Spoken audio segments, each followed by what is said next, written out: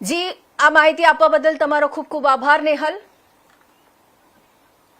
હવે સમાચારમાં આગળ વધીએ અને વાત કરીએ ભાવનગરની। તો ભાવનગર શહેરના કુંભારવાડા હાઉસિંગ બોર્ડ સોસાયટી વિસ્તારમાં દુર્ઘટનાનો બનાવ સામે આવ્યો છે, જેમાં એક યુવકને ઇલેક્ટ્રિક શોક લાગ્યો હતો। માહિતી મુજબ આગામી સ્થાનિક સ્વરાજની ચૂંટણીને ધ્યાનમાં રાખીને કોંગ્રેસ દ્વારા વોર્ડ નંબર 2માં કુંભારવાડા હાઉસિંગ બોર્ડ સોસાયટી ખાતે નેતા શક્તિસિંહ ગોહિલની જાહેર સભા યોજવાની હતી।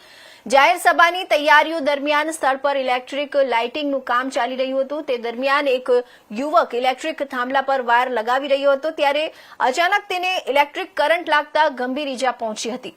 ઘટનાને પગલે યુવકને તાત્કાલિક સારવાર માટે સરકારી હોસ્પિટલમાં ખસેડવામાં આવ્યો હતો। આ ઘટનાને ધ્યાનમાં રાખીને શહેર કોંગ્રેસ દ્વારા કુંભારવાડા હાઉસિંગ બોર્ડ સોસાયટીમાં યોજાનાર જાહેર સભા રદ કરવાની જાહેરાત કરવામાં આવી છે।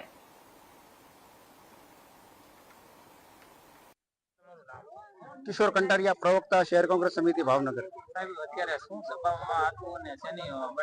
આગામી ચૂંટણીને લઈને આજરોજ અહીંયા શ્રી શક્તિસિંહ ગોહિલની જાહેર સભા હતી। આ સભામાં નું કામકાજ કરતા અને લાઇટ ફિટનું કામ કરતા એના સ્થાનિક એક લાઇટનો છેડો લગાવવા માટે થાંભલા પર ચડેલા હતા, ત્યાં તેમને અચાનક કરંટ લાગેલો, તેથી તેમને તાત્કાલિક હોસ્પિટલ લઈ જવામાં આવેલ છે।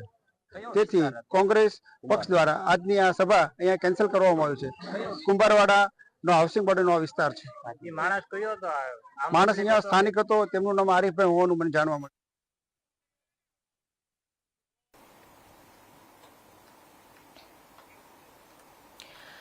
તો આ તરફ વાત કરીએ આપણે